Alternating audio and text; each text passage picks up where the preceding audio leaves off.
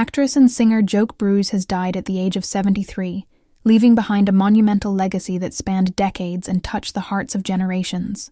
Her passing, the result of complications following a grueling battle with Parkinson's disease, marks the end of an era in Dutch entertainment.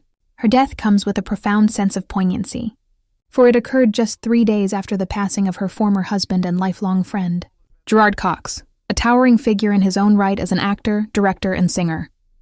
The world has been left grieving the almost cinematic symmetry of their exits, a final act that underlines just how deeply intertwined their lives remained, even decades after they divorced.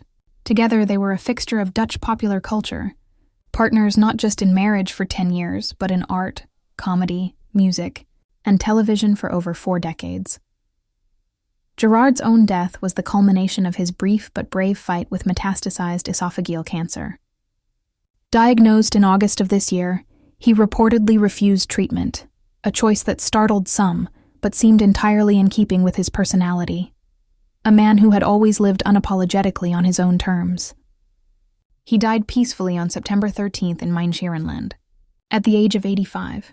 His death, and now Jokes, feel like the bookends of a chapter in Dutch cultural history, closing a story that had been written in music, television scripts, stage productions, and countless shared moments in the public eye. Fans and colleagues alike have noted the bittersweet poetry of the timing, remarking that the two seem to have exited life's stage almost hand in hand. When Joke revealed her diagnosis in October 2022, it sent a ripple of sadness through the Netherlands. Parkinson's disease is a progressive neurological disorder that gradually strips away one's ability to move, speak, and maintain independence.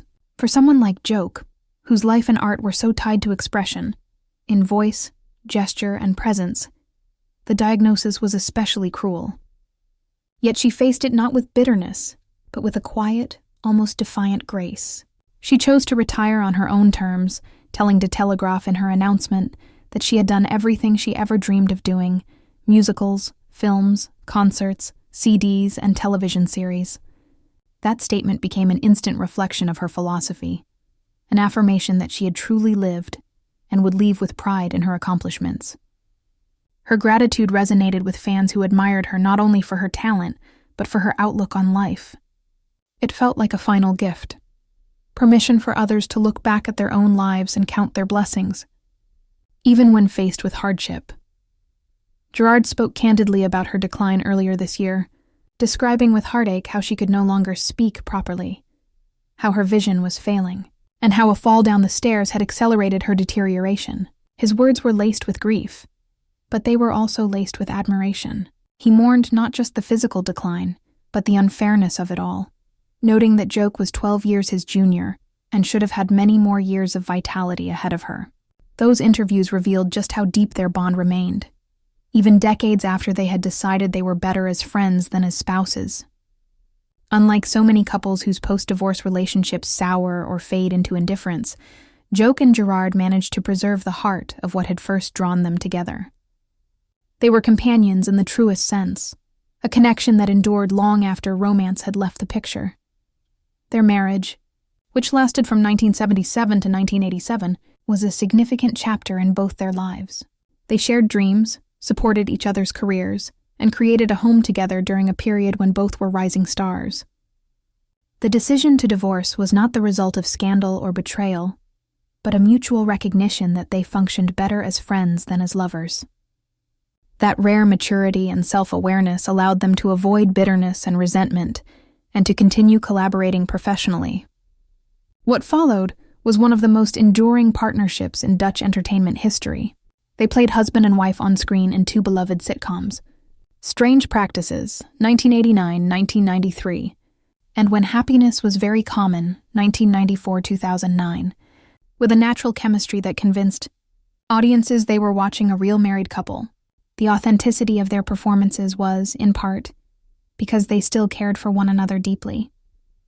They continued to share stages and cameras for years, and their final collaboration came in 2022 with the feature film Casa Coco, a warm-hearted project that now feels like a final bow from 2 performers who had spent a lifetime giving joy to others. Joke's career was one of remarkable breadth and longevity. Born in Rotterdam, She grew up surrounded by music and performance, which shaped her ambitions early on. By the time she was a young adult, she was already captivating audiences with her singing voice and natural stage presence.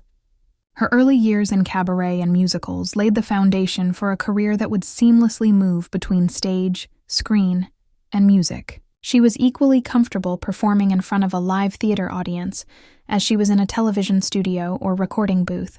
This versatility made her one of the most recognizable and beloved figures in Dutch entertainment. Her fans often remarked on her ability to inhabit a character fully, to bring warmth and humor to every role she played. She was, in many ways, the embodiment of a certain era of Dutch entertainment, a time when television and theater were deeply communal experiences, when families gathered together to watch their favorite shows. She gave people not just performances, but memories, moments they would associate with their own lives. For some, she was the soundtrack to their childhoods, or the face of their favorite sitcom growing up. For others, she was an inspiration. A woman who navigated fame with humility and who always seemed approachable, despite her star status. The emotional impact of her death cannot be overstated. Fans have flooded social media with tributes, sharing clips of her most iconic performances and recounting personal encounters. Colleagues have praised her professionalism, her kindness, and her generosity with younger performers who looked up to her. There is a sense of collective mourning, but also of celebration. A recognition that she lived fully and left behind a body of work that will continue to entertain and inspire for generations. Parkinson's disease, the illness that ultimately claimed her life, is a cruel adversary, but Joke faced it with bravery. Her decision to speak publicly about her diagnosis helped raise awareness and gave a voice to others suffering from the same condition. In doing so, she transformed what could have been a purely private struggle into a public act of advocacy. Her openness encouraged conversations about the need for better treatments, for more research, and for compassion toward those whose lives are altered by neurodegenerative diseases. Gerard's death so soon before hers has added to the emotional weight of this moment.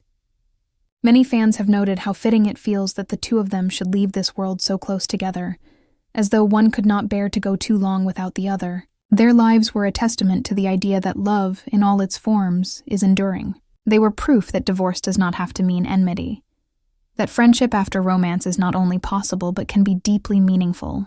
Their story, which played out partly in public view, gave hope to many who struggled with the complexities of their own relationships.